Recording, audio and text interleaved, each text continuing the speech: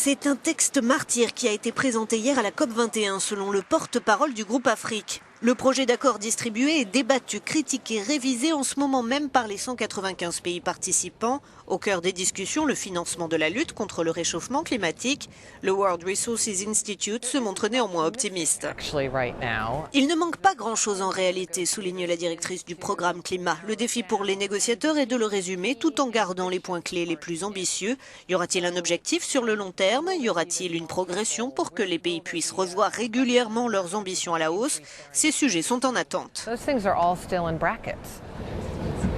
Les pays du Nord ont promis de débloquer 100 milliards de dollars pour financer la transition énergétique du Sud. Insuffisant pour les pays en voie de développement, mais aussi pour certaines ONG telles que WWF. Le texte considère pour l'instant que les 100 milliards vont devoir être amplifiés après 2020. Malheureusement, pour l'instant, les pays n'ont pas vraiment expliqué comment ils comptaient amplifier la mobilisation des soutiens financiers. Les pays du Sud remettent en cause le financement et son calcul qui inclut notamment des prêts. La France qui préside cette conférence a 24 heures pour favoriser un consensus.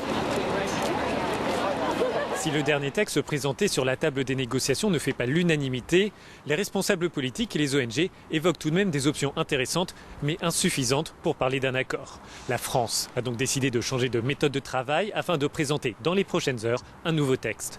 Grégoire Laury, Euronews, Paris.